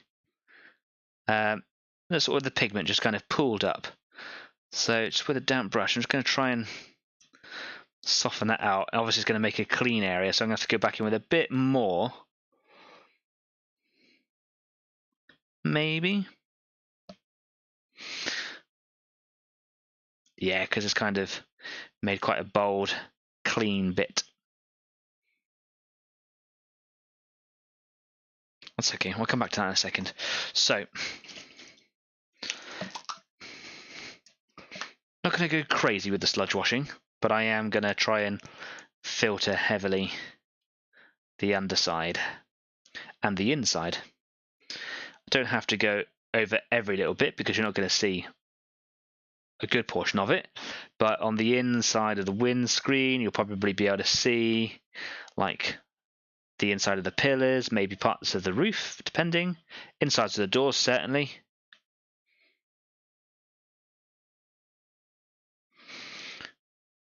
I'm not going to go crazy with it. I don't want it to run on the outsides and kind of create dramas over there, but I'm just trying to get a nice, heavy and even covering.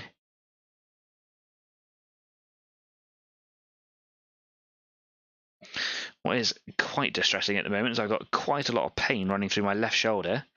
When I was away on the Isle of Wight, I was doing a ropes course because I'm a rope supervisor for my activity job. And yeah, I've been doing the job for a long, long time. And there were some ups and downs. There were some great bits, and there were some upsetting bits, and I failed one of my exams, which was the first exam I've ever failed in my 15 years of doing what I do. But that's good, not complacent. So to make good on some other exams, I tried really hard, and I was doing some inspections on some high ropes bits, and I think I've pulled or torn the ligaments and rotator muscles in my shoulder. It's an old injury that doesn't seem to want to go away, and yeah, I probably need to go see someone about it, and it's starting to flare up, holding this quite tight at the moment. So, yeah, if anything goes wrong this evening, I can blame it on that. That's how I work. Some comments going in now. Jeff says, I have Hummer number 2 now. That's right. Jeff was very kind, actually sent me through a scratch-built Humvee for Gasland so that I can play with that. I haven't had the chance to use it yet, unfortunately. Sorry, I will. Thank you very much for giving it to me to play with. I think the intention was to kind of see how it performs. And see what people think, and then you're gonna like take it back and play with it yourself, maybe. And obviously is now building more Humvees. One of the sponsors that you can play in Gaslands is like military hardware, so a Humvee fits perfectly into that. This is virtually done. Again, I'm just going to hit it with a hairdryer one more time.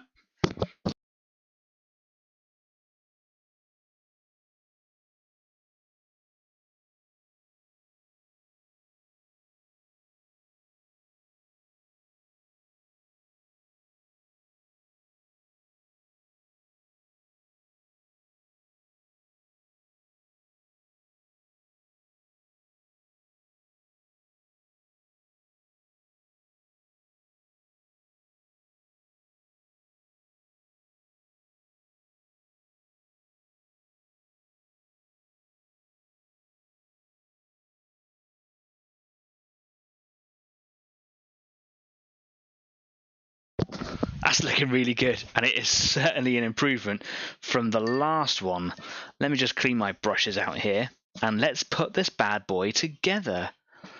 Oh, I'm stoked. It's a really good colour. It was a really good suggestion, so thanks, community, for making me not use yellow again. It's pretty much done. I'm going to move this away. Hopefully you guys can still see. Nice and clear. Yep, lovely. So let's bring that little billboard up there. Okay, so it's still got to do like some details on the wheels, and I've still got a little bit of the engine stuff to do just to kind of give it a little bit of character. There are, incidentally, some things I still got to do with the other cars here. This one I said I was going to neaten up the wheels a little bit and around the edges on the undercarriage, which is fine. Going to put a little bit of silver, I think, in the headlights. And on this one, there's a lot of work to it. It's my first one. It's even got blue tack to hold the wheels still because I didn't know what I was doing with it. I'm going to put a bit of streaking grime on these mesh bits that I've kind of built into it, just so they don't just sit there bright silver. And then, of course, all this stuff on the front here was like an addition later on that needs painting. So I'll just paint it all charred brown and really rust it up and do some metal effects and stuff on there as well. I'll do the same with the engine in here that I'm going to do with this one, which I'm not entirely sure I'm going to do yet. So there's still stuff to do with it as a team, but for now, like the majority of all of this stuff is kind of done. That's exciting. So let's try and piece it all together, because this one is a little bit on the fiddly side and I don't want to ruin it all as I'm putting it all together. So as a little windscreen, he pops in here somewhere. Now some pieces are probably going to be quite a tight fit because even though it's a thin layer of paint, it doesn't help. There's actually a little blob of paint right there. Where's my brush?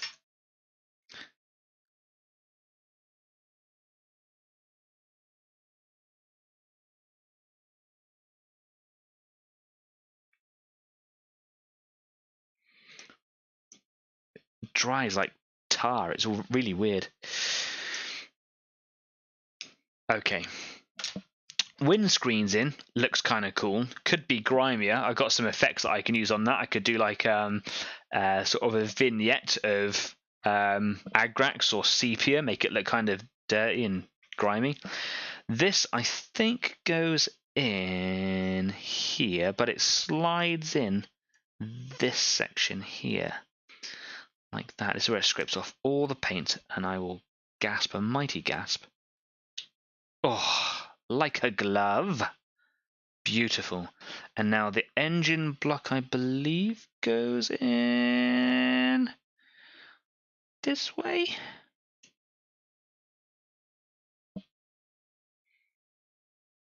Or this way. I cannot remember which way it goes in. This is frustrating.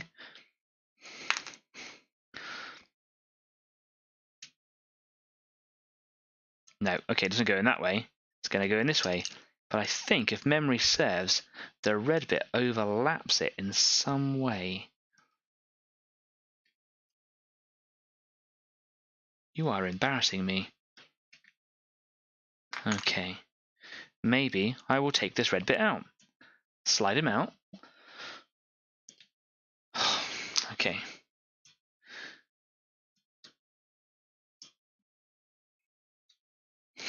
This is very difficult.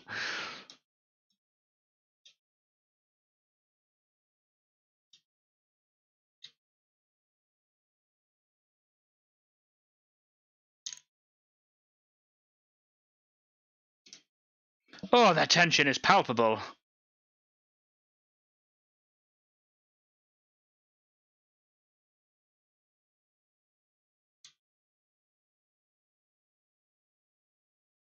The paint is actually making it quite grippy and tight to fit in.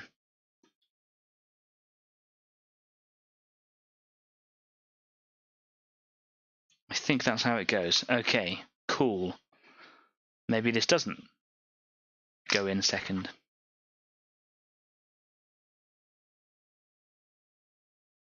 Yeah, okay. I was right the first time.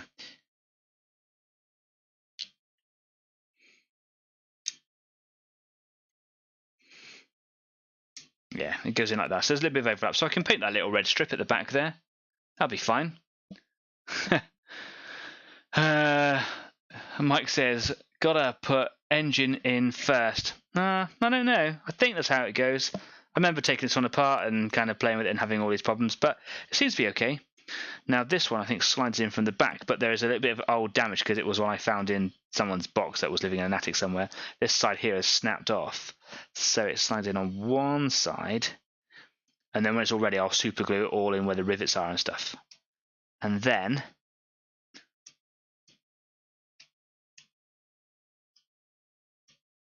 I think, yeah, it slides it. There he is. You can see where the rivets line up. He is done. There he is. Check it out. It's so cool. It was this really awkward gold color with really bad chrome plastic and cheap red plastic in the interior and stuff. And yeah, I wanted to keep the red. It was kind of cool. The blue really works. I really like it. It's a nice grimy color. I've achieved so much with the agrax that I wanted to achieve with the streaking grime. It's really worked, and now I've got 3 cars. So in Gaslands you can have different types of cars. Jeff says nice, and Mike says maybe not. Yeah, it worked that way. It's in. Who cares? Yeah, you can have different types of cars. So you can have like sports cars, or performance cars they're called, and you can have just normal cars. So normal cars have a little bit more armor. They're not so hot with the handling, and they don't go as fast as a performance car. Performance cars, they can shift an extra gear, which means that they can do more maneuvers, means they can go further, means they can go longer, and they're really good at handling. They have more dice, which is all about control. Yeah, but they can't have as many people in them. So you start with one person in a performance car. I'm pointing at it as if it is a performance car, but that's what I'm trying to say, is that I would have this one as a performance car. So you start with one person, you can buy an extra one. With normal cars, you start with 2, and you can buy an extra 2. And these ones come with 2 less hull points, so they're a little bit weaker, but they're more manoeuvrable. You get the idea of the payoff. Graham says, "Nice one," and breathe. Ooh, cheers. So what I probably do is keep these 2 here as cars and have this one as a performance car, and then I'd like to maybe have like a pickup. I've got here a pickup. This is like this weird sort of conversion. It even says underneath it's a customized C3 500.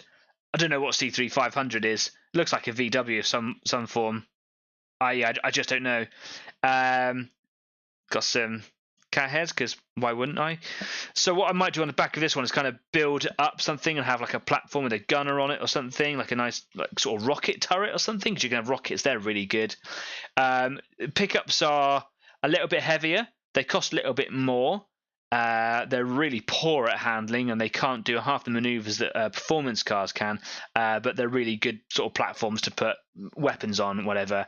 Against a motorbike or a performance car, these things are going to get left behind. I did make one a little while ago that Dave will tell you all about, where I was forced to keep up with the performance cars, so I just bristled it with guns, and I actually won with it, or I came very close to winning. So it isn't out of the realms of possibility to win with the pickup. You just got to be brutal with it. So I might use a pickup. I think it's quite nice to have like a couple of normal cars, sports car, and then something with a bit more oomph to it. Jeff says, I think it's a Dodge Ram. Yeah, I don't really know my American cars very well, and if it's a Dodge, then it's American, right? Yeah, I don't really know much about cars, to be fair, but even less about stuff that isn't from this country. It's kind of cool. It's got a Hot Wheels written down the side of it, and it's kind of this cool colour. It's quite a nice and tidy car, really. It'd be a shame to ruin it, but I'm going to ruin it because that's what I bought it for. Yeah, I've also got this is one of my favourites. It's a roller skate, isn't it brilliant? This one is it's a Honda, an 85 City Turbo 2. So you can have buggies, and they're really good because they're just as good as performance cars, but they can go faster, but they're made of tinfoil. And even though this isn't a buggy, I might make it a buggy. It's kind of cool. I want to have this kind of pirate theme to them. In the rulebook, you can have like pirates, like proper pirates. Unfortunately, I think they've missed a beat. If I bring up the rulebook, which is really cool, if I was to go and find the pirate bits. I don't want to like show too much of the rulebook away because that's not really what the show's about. But if I went to page 97, almost here. Here we go. So, page 97, one of the themes is a school bus with a rowboat with cannons in the side and pirates and a skull and crossbones. I think what they've done here is they've missed a trick. For me, pirates isn't about the nautical theme. I'm not really into that. I think that's a little bit cheesy. It's a bit beneath where we could be going with it. So I like the idea of like road raiders or reavers. So I really want to like enhance spikes, barbed wire, rams, gnarly bits onto them. And the idea with the pirates, even in the book, is it's all about stealing other people's crew, using them for your own, and then when things are getting a bit too hot and hairy, pushing people, I use it in inverted commas, overboard, but out of the door to lessen your hazard and get back on track. And I really like that. So this one here, I just had the guys like bristling with like submachine guns, which are really brutal up close, and steel nets, which just kind of apply hazards to other people. This one I was going to use as a bit more of a ram sort of sensation. And this one here, obviously I want this one to be my fast deployment. I want it to be the thing that's going to get me around corners, a bit more maneuverability. So I don't really know what I'm going to do with this one. Maybe I'll have it like laying caltrops or something out the back, but I want this kind of dirty reaver look to them. Not Mad Max, a bit more think reavers from Serenity or Firefly, but without the spaceships and cars instead. It's kind of where I wanted to go. Not animalistic, pirates, somewhere between Mad Max and that perhaps. Yeah, so hey, look, I finished another one. Cool, right? I got the Death Bug, I got Bat Out of Hell, and my first one, yeah, whatever. Some comments going in. Graham says, cut the back out and put a harpoon in. Yeah, on this one, you can have harpoons as well. Harpoons are really cool. So you saying about putting a harpoon in this thing? Gotcha. Wicked. Dave says, have old style pickup if you want it. Oh, okay, cool. People just give me stuff, man. That's really kind. Thanks very much. Yeah, I did it. I did a thing. Win. Anyway, let's come away from here now. It's 9:05. I finished the job. Yeah, and I corrected last week's disaster. Yeah, there's a little bit of finishing up to do, but do you know what? I'm happy with that. It's been great. It's been really good to get back in the studio again, and over the next couple of days, I'm going to be tidying up, utilising my new storage facilities, and I'm really, really hoping to get on the PC to run a better quality show. I'm hoping that's going to be 1080p or something like that, if that actually will work. I don't know, but it's just going to allow me much more power to run better shows and things.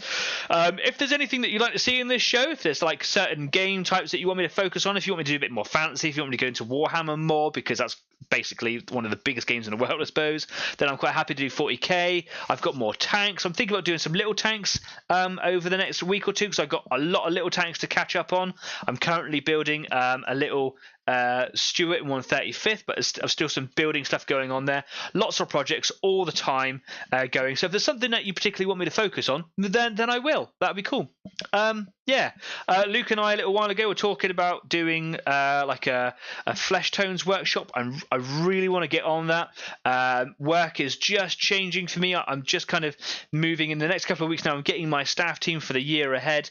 So I'm going to be doing a lot of training over the next month, and then hopefully the routine will settle into a nice sort of pattern for the season. Once that's kind of rolling, I can start focusing more on doing cool things like workshop sort of stuff. And obviously me and Luke we'll have a catch up at some point and we'll discuss that, and we'll tell you what's happening as and when it happens. So yeah, any stuff you want to see, that's cool. It's been great. Loved it. Let us know how your projects went this evening. Running out of time to really kind of ask you, but put photos up on Discord. Go over to Facebook, put them up there now. Flood the media. Let people know about it. Share this channel. Tell your friends. Tell your colleagues. If you go to a games club or a painting club outside in the real world, go and tell them about this show and get them to come on in. Spread the word. Spread the love. Like, follow, and subscribe. And that is everything from me this evening. I've had a great time. Thank you very much for your company, support, choices, technical, whatever. And I'm so sorry to Graham for getting you confused with John earlier on. That's really rude of me. Anyway, take care for now. See you next week. Stay safe. Be kind. See you soon. Keep on painting. Goodbye.